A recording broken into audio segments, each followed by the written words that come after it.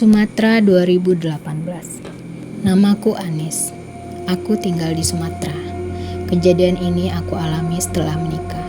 Tapi jauh sebelum itu, ketika masih sekolah, ada lelaki yang pernah suka sama aku. Namanya sebut saja Bowo. Awal mula kita dekat ketika ibuku jatuh sakit karena kecelakaan. Dikarenakan jarak sekolahan dengan rumahku jauh, aku gak bisa pulang buat jenguk ibuku. Dari sinilah aku meminta tolong Bowo untuk datang ke rumahku untuk melihat kondisi ibuku. Itu dikarenakan rumah kita memang dekat. Pucuk cinta ulam tiba. Bowo yang kebetulan memang ada perasaan, dia mau-mau aja aku suruh datang ke rumah buat lihat kondisi ibu. Dan Bowo mengajak ibunya untuk menjenguk ibuku. Sampainya di rumah, Bowo langsung video call. Di sana aku agak kaget karena ternyata ibu kita sudah saling kenal dan dekat. Istilah kata seperti sahabat yang lama gak ketemu. Ketika mereka pulang, tiba-tiba Bowo telepon lagi. Dia bilang ke aku kalau mau menjadikan aku sebagai adik dan saudaranya. Karena kebetulan ibunya Bowo ini gak punya anak cewek. Awalnya aku tolak dengan alasan takut kalau nanti ada perasaan dan salah satu dari kita akan terluka. Tapi si Bowo ini keras kepala dan bilang kalau kita harus tetap jadi saudara dan adik kakak, gak boleh pakai perasaan. Nah, di situ aku baru mau dan menerima keinginan Bowo. Dan sejak saat itu 2018 sampai 2021 kita dekat. Dari tahun itu pula si Bowo ini gak pernah nyerah buat nyatain perasaannya. Tapi aku masih kekeh sama pendirianku. Aku tetap menolak Bowo. 2019, bapaknya Bowo meninggal dan pesan terakhir yang dititipkan oleh Bowo adalah, kamu menikahlah dengan Anis karena hanya dia yang tahu baik buruknya keluarga kita. Dengan itu, obsesi Bowo untuk mendapatkanku semakin menjadi-jadi. Apapun dilakukan sama Bowo. 2021, aku sampai dengar kabar kalau Bowo itu terlalu pede. Bowo sampai koar-koar ke orang-orang terdekatnya kalau aku adalah pacarnya. Dan dia selalu memamerkan ke teman-temannya. Setiap aku pulang ke rumahnya, Bowo itu selalu datang dan membawakan jajanan atau makanan kesukaanku. Padahal sudah berkali-kali aku tolak, dan dia anggap kalau tidak terjadi apa-apa. Di situ aku berpikir kalau Bowo ini berjiwa besar, tapi ternyata salah dugaanku. Awal 2022 adalah kemunculan semua permasalahan. Aku sudah lulus sekolah dan kenal dengan lelaki yang cukup mapan. Sebulan kenal, aku langsung dilamar. Karena kabar itu, Bowo naik pitam. Dia seperti cacing kepanasan. Hari itu juga aku ditelepon Bowo. Dia marah-marah dan nangis jadi-jadinya. Bahkan tak hanya aku aja, tapi orang tuaku juga.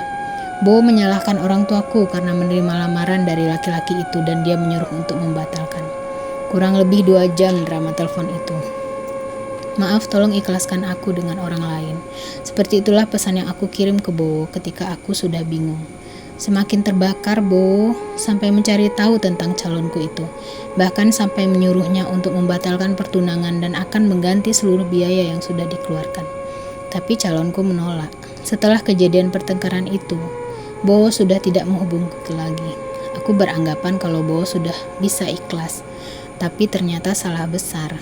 Justru di situ Bowo bergerilya mencari dukun atau menyantet. Ketika lebaran, tiba-tiba Bowo menghubungiku. Katanya dia sudah ikhlas dan tidak mau kehilangan seseorang yang sudah dianggap sebagai adik.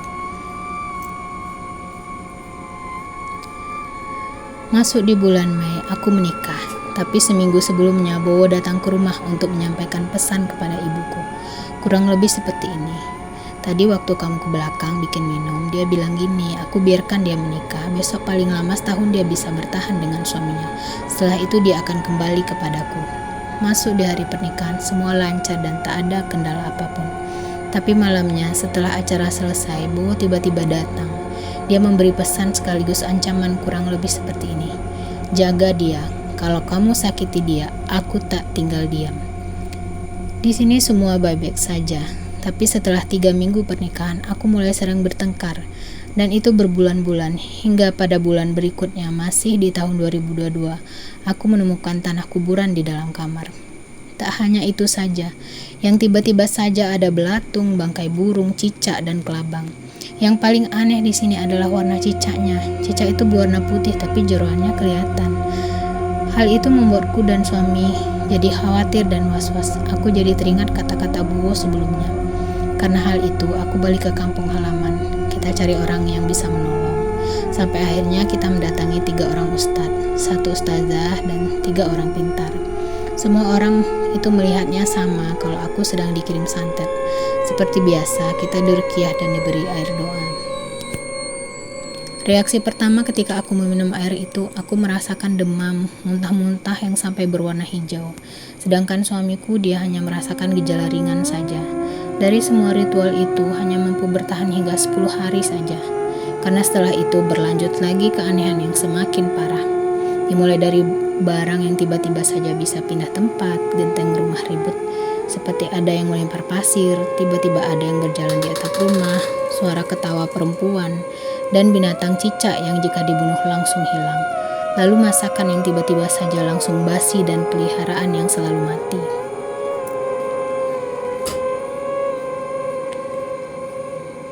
Di situ aku belum putus asa.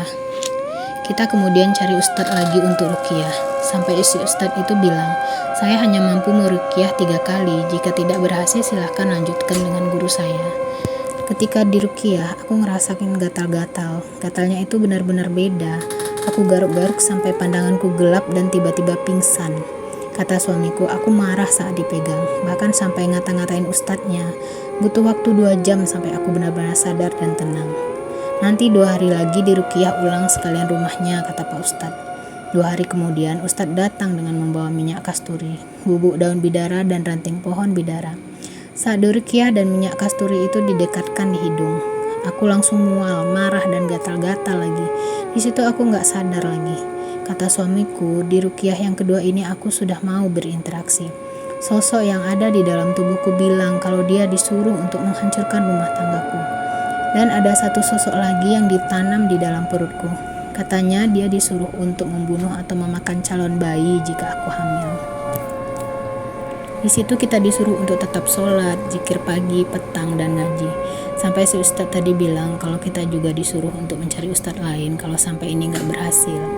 Nah setelah itu aku bilang ke suami kalau kita istirahat dulu sebelum mencari ustadz lain. Karena aku benar-benar ngerasain yang badanku tuh sakit luar dalam. Selama kita nggak ruqyah, muncul hal aneh yang baru. Seperti aku sering melihat sosok bowo, dan ketika aku lagi berhubungan dengan suamiku tiba-tiba berubah jadi sosok bowo. Aku melihat suamiku semakin jelek dan benci. Di situ suamiku sampai yang benar-benar takut karena tiba-tiba dia lihat aku senyum-senyum licik sendiri. Bahkan aku sampai mencekik suamiku dan itu aku nggak sadar. Aku keguguran pertama di bulan 10 tahun 2022. Janinku tiba-tiba keluar sendiri. Aku down banget saat itu. Rasanya nggak karuan. Butuh waktu lama buatku untuk bangkit.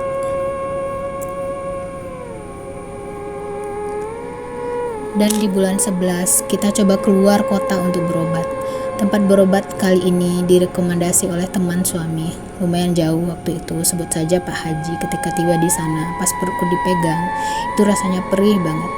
Setelah itu kita cari penginapan karena jarak dari sini ke rumah itu sekitar 7 jam perjalanan. Awalnya setelah dari Pak Haji itu nggak ada reaksi, tapi malamnya aku benar-benar merasakan menggigil kedinginan dan perutku sakit banget. Katanya nggak apa-apa karena itu memang reaksinya. Besoknya ketika aku sudah baikan kita pulang. Hanya saja kita tetap nggak merasakan ada perbedaan selama berobat kesana kemari itu. Dan sampai kita benar-benar capek karena berobat nggak kunjung ada perubahan. Jadi kita putusin untuk kembali berobat di awal tahun 2023. Di tahun itu kita putusin untuk balik kampung halamanku dan berobat ke ustazah. Nah ini benar-benar di luar nalar. Ketika aku diberi air doa dan disuruh untuk ciprat-cipratkan ke seluruh area rumah, tiba-tiba rumahku berasap, benar-benar berasap seperti habis kebakaran.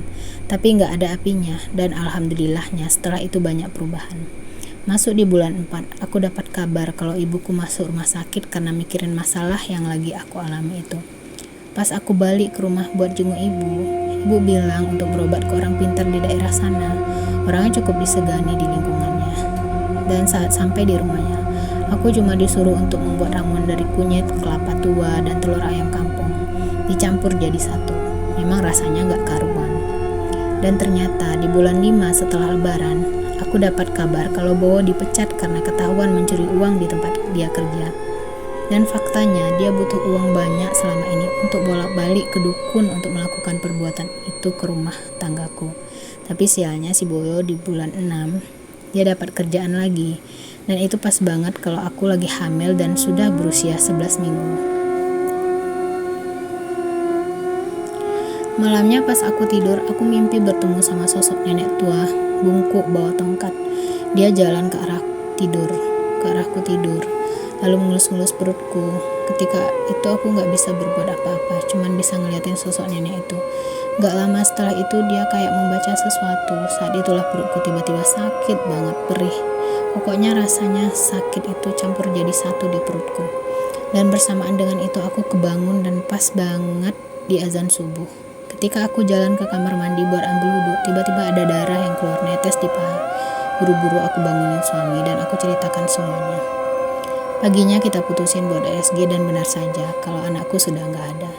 Perutku kosong, gak ada janinnya lagi. Semuanya hilang gitu aja. Padahal seminggu sebelumnya aku sudah periksa USG sekali minta obat penguat vitamin janin.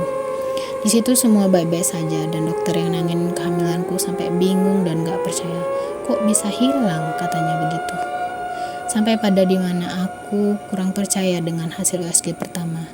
Aku putusin buat USG di 3 tempat yang berbeda. Dan semua hasilnya sama.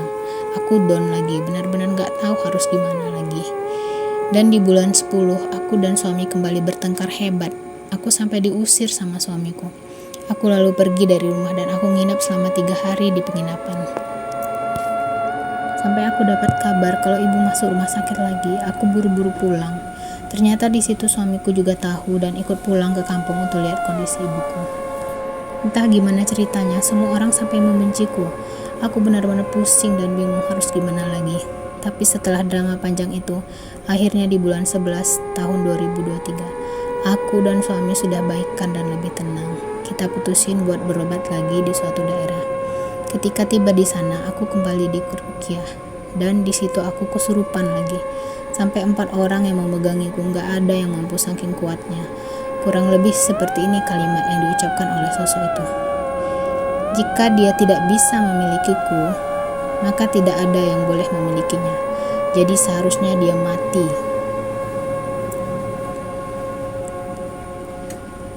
Sekitar 2 jam kesurupan setelah diazani, aku sadar, aku muntah, bersin, menguap, bahkan sendawa.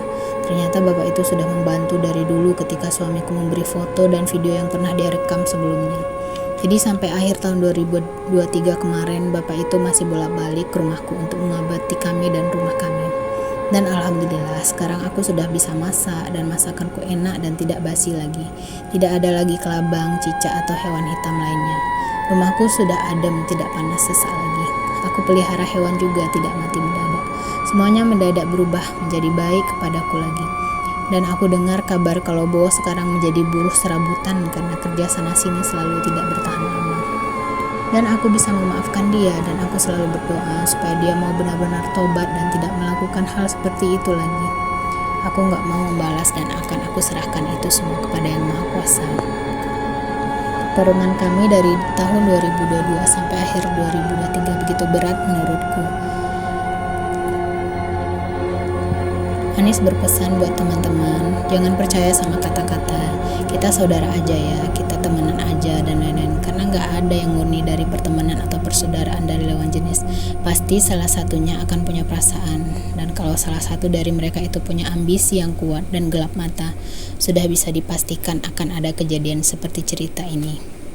Dan semoga dari kisah ini kita bisa ambil sisi positifnya dan buang jauh-jauh negatifnya.